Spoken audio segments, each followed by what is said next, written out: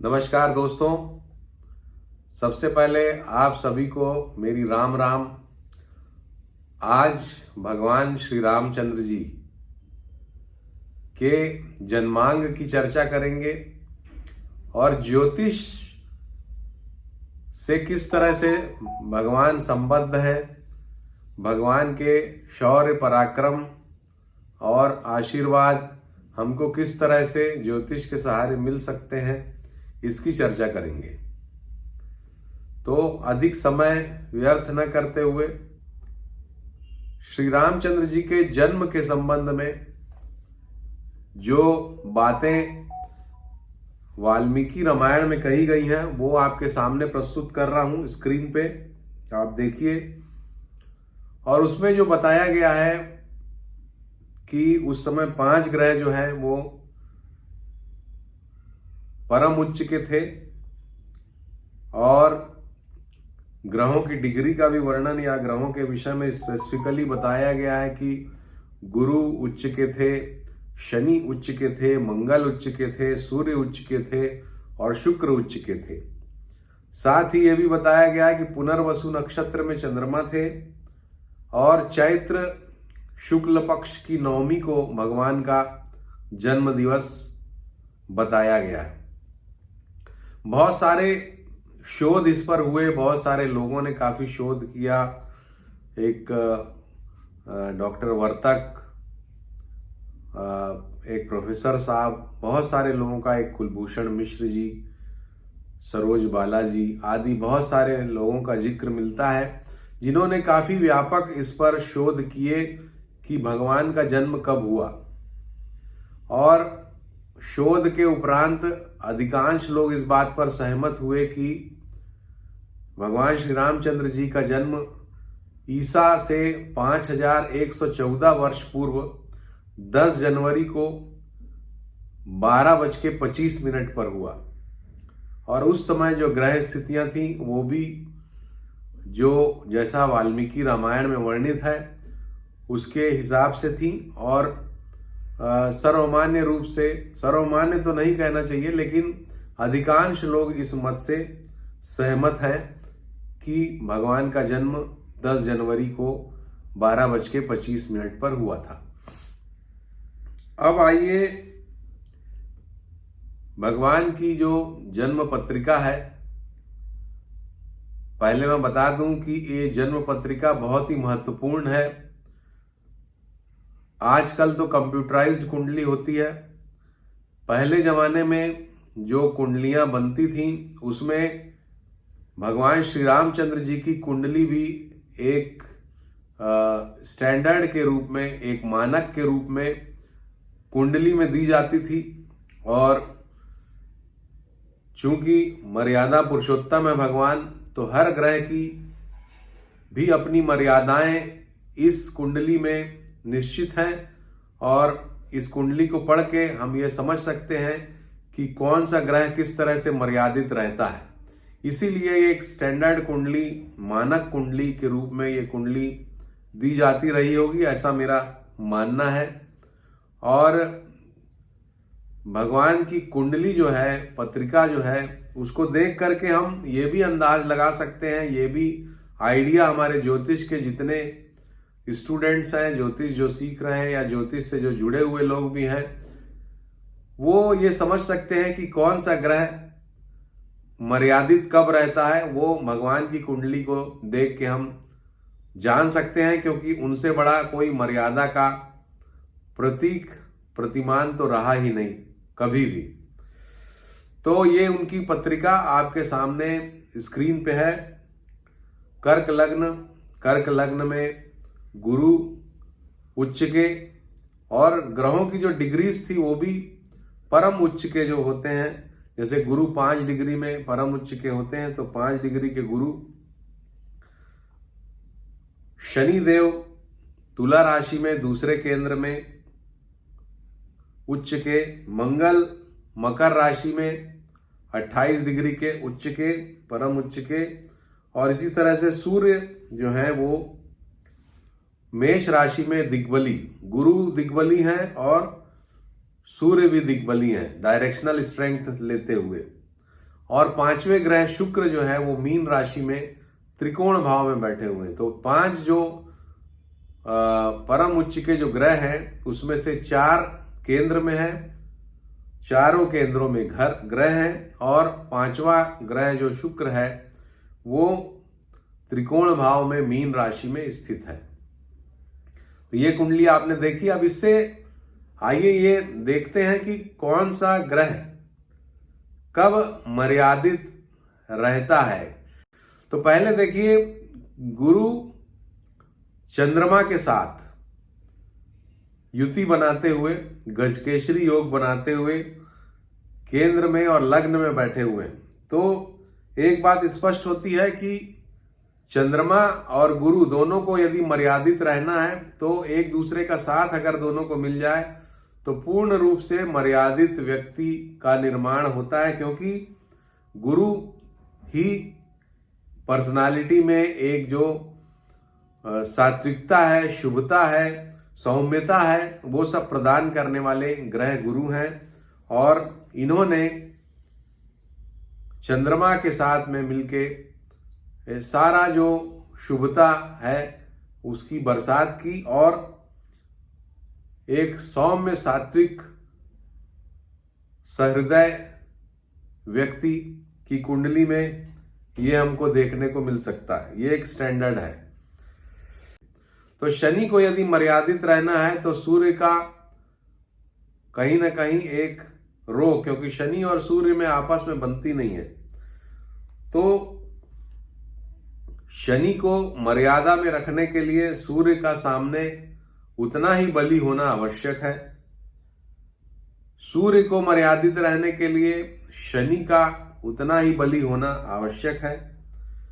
मंगल जो है वो मर्यादित रहते हैं जब उन पर गुरु की पूर्ण दृष्टि हो, गुरु उनको पूरी दृष्टि से देख रहे हैं, साथ में चंद्रमा की शीतलता भी है। तो जब चंद्रमा की शीतलता और गुरु की सौम्यता, शुभता इस मंगल पर पड़ती है तो वो तो एक परम वीर पुरुष का निर्माण होता है। जब मंगल अपने उच्चतम बिंदु पर होते हैं और उनको कंट्रोल करते हैं उच्च के गुरु और चंद्रमा स्वग्रही। तो इस तरह से ग्रहों की मर्यादाओं को भी हम इस पत्रिका से समझ सकते हैं। शुक्र जो है वो मीन राशि में बैठे हुए हैं त्रिकोण में, और इस पत्रिका में शुक्र, जैसा कि हम जानते हैं, कर्क लग्न की पत्रिका में, चर लग्न की पत्रिकाओं में 11वें भाव का स्वामी जो होता है वो बाधकेश होता है।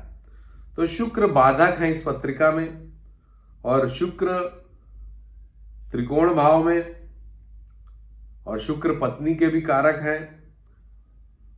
तो पत्नी के विषय में, जो माता सीता के विषय में जो कष्ट हुआ भगवान को, उसको हम देख सकते हैं इस पत्रिका से कि परम उच्च के मंगल मांगलिक कुंडली का निर्माण कर रहे हैं। मांगलिक कुंडली है ये, और साथ ही शुक्र जो है वो आप देख सकते हैं कि बाधकेश है, और इसीलिए ज्यादातर कर्क लग्न के जो जातक होते हैं, बहुत बार ये देखा जाता है कि वैवाहिक जीवन में कुछ परेशानी रहती है उनको। तो जब महादशाओं के आधार पे जीवन को एनालाइज किया जाता है तो चूंकि पुनर्वसु नक्षत्र के चौथे चरण में भगवान का जन्म हुआ, और महादशा के आधार पे वो लगभग 4 वर्ष की महादशा गुरु की शेष थी। गुरु की महादशा के बाद 19 वर्ष की शनि की महादशा आई, और शनि की महादशा में भगवान का विवाह हुआ, क्योंकि सप्तमेश शनि है, और सप्तमेश होने की वजह से विवाह संपन्न हुआ। उसके पश्चात 23 वर्ष की आयु से बुध की महादशा प्रारंभ हुई, और 17 वर्ष की जो बुध की दशा है वो 41 वर्ष की उम्र तक रही। और इसी दौरान चूंकि बुध जो है वो, जैसा कि आप देख सकते हैं पत्रिका में, एकादश स्थान में है और बुध अकारक ग्रह होता है कर्क लग्न की पत्रिका में, और अकारक ग्रह की वजह से उस बुध की दशा ने कष्ट दिए। बुध की दशा में ही उनको लगभग 27 वर्ष की आयु में वनवास हुआ और फिर माता सीता का हरण भी हो गया, और फिर समस्त कथा से आप वाकिफ हैं, आपको विदित है। तो बुध की ये जो दशा है, ये तृतीयेश और द्वादशेश बुध ने काफी कष्ट दिए, संघर्षपूर्ण जीवन को बना दिया, लेकिन इस दौरान ही उन्होंने अपने जीवन का सबसे जो माइलस्टोन्स हैं वो उन्होंने प्राप्त किए। बहुत सारे राक्षसों का वध किया,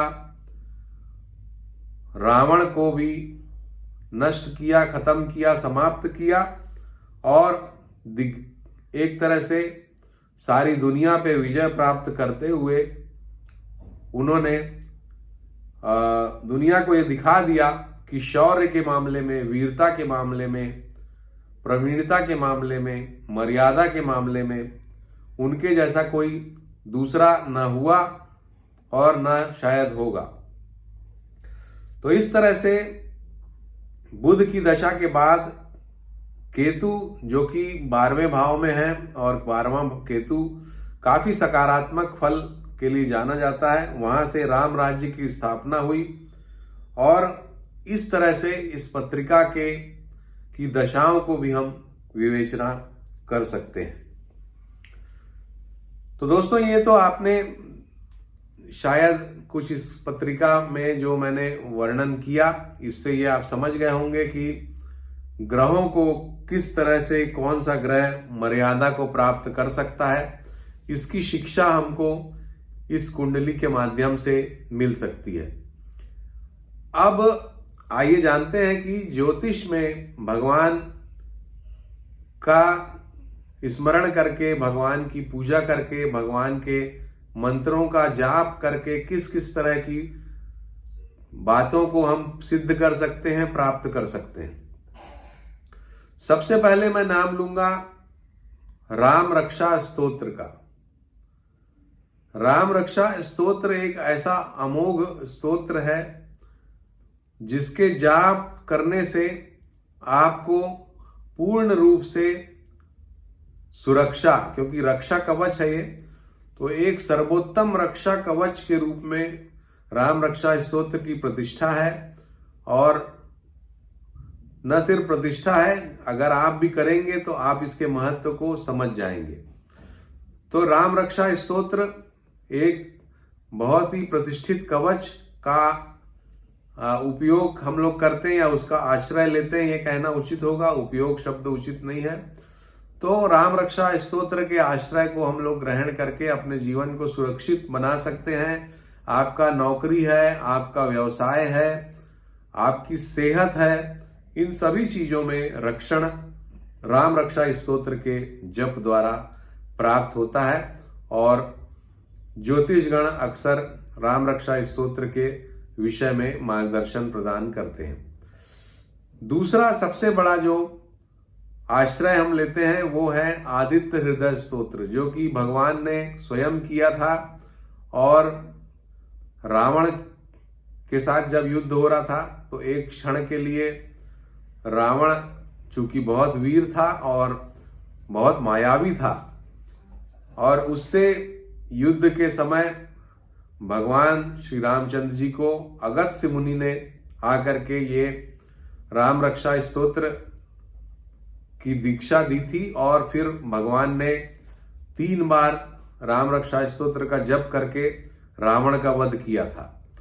तो राम रक्षा स्तोत्र का जप करने से सूर्य कितना भी आपका खराब हो उसको पुष्टता प्रदान होती है। कितने भी आप भयग्रस्त रहते हो आपको उन भयों से मुक्ति मिलती है, डिप्रेशन से मुक्ति मिलती है। स्वास्थ्य अच्छा रखने के लिए आदित्य हृदय स्तोत्र सर्वश्रेष्ठ स्तोत्र है, और उसका आश्रय हम लोग लेते हैं। भगवान राम की कृपा भी उसमें प्राप्त होती है। तो दूसरी बात यह है, तीसरा जो बिंदु है वो है राम नाम का जप करना। राम नाम का जप करके भी, क्योंकि कलयुग में जप, नाम जप की बहुत महिमा कही गई है और नाम जप में सर्वश्रेष्ठ नाम भगवान श्री रामचंद्र जी का है। राम जी का नाम जपते जपते तो कितने लोगों का कल्याण हो गया। तो राम नाम का जप भी आप कर सकते हैं। अपने आप में ये सबसे बड़ा एक तरह से मोटिवेशन भी देता है और सबसे बड़ा आपको आध्यात्मिकता के मार्ग पे ले जाने वाला ये मंत्र है राम जी का नाम। तो इसका आश्रय हम लोग लेते हैं। चौथी बात है कि राम नाम अगर पीपल के पत्तों पे लिख करके और आप हनुमान जी को पहनाते हैं उसकी माला, पीपल के पत्तों की माला जिसमें राम लिखा हुआ हो, तो इससे आपको बड़े से बड़े कष्टों से मुक्ति मिलती है। अगर आपको कोई विघ्न बाधा है, अगर नौकरी में समस्या है, अगर आपको कोई बंधन योग है, आपको जेल जाने का खतरा है और आपने अगर अपराध नहीं किया है, व्यर्थ में आप फंस रहे हैं, तो इसका उपयोग करके आपको निश्चित रूप से रक्षा प्राप्त होती है। तो बहुत सारे मंत्र भी हैं। इसके अलावा राम रक्षा स्तोत्र के मंत्र हैं। लोकाभिरामम रणरंग धीरम राजीव नेत्रम रघुवंशनाथम कारुण्य रूपम करुणाकरम तम श्री रामचंद्रम शरणम प्रपद्ये। राम रामेति रामेति रमे रामे मनोरमे सहस्त्र नाम तत्तुल्यम राम नाम वरानने। ये सभी राम रक्षा स्तोत्र के मंत्र हैं और एक एक मंत्र अपने आप में अमोघ है। एक मंत्र का जाप करके ही आप बहुत सारी चीजों को प्राप्त कर सकते हैं। जैसे आप यात्रा पे निकल रहे हैं, राम रामेति रमे रामे मनोरमे सहस्त्र नाम तत्तुल्यम राम नाम वरानने, ये आप पढ़ सकते हैं। आपदाम भरतारम दातारम सर्व संपदाम लोकाभिरामम श्री रामम भूयो भूयो नमाम्यहम, इसका जाप कर सकते हैं। बहुत सारे मंत्र हैं। तो ये कुछ बातें हैं, सब कुछ बता पाना संभव नहीं है, वीडियो की लेंथ बहुत बढ़ जाएगी। लेकिन भगवान श्री रामचंद्र जी का आश्रय लेकर के ज्योतिष के सहारे, ज्योतिष के मार्गदर्शन से आप अपने जीवन को सफल, सुरक्षित, सुखपूर्ण बना सकते हैं, ये बात निश्चित है। तो सारा हिंदुस्तान, सारी दुनिया अभी जब राममय हो चली है, तो हम सभी को भगवान श्री राम का इस समय पर जरूर आश्रय लेना चाहिए, उनका ध्यान करना चाहिए, उनकी आराधना करनी चाहिए और ये जो गंगा बह रही है राम नाम की, उसमें गोते जरूर लगाना चाहिए। तो आप सभी से अनुरोध, अगर ये वीडियो पसंद आया हो तो इसको जरूर लाइक करिए, शेयर करिए और हमारे चैनल को सब्सक्राइब नहीं किया तो सब्सक्राइब कीजिए। नमस्कार, धन्यवाद, जय श्री राम।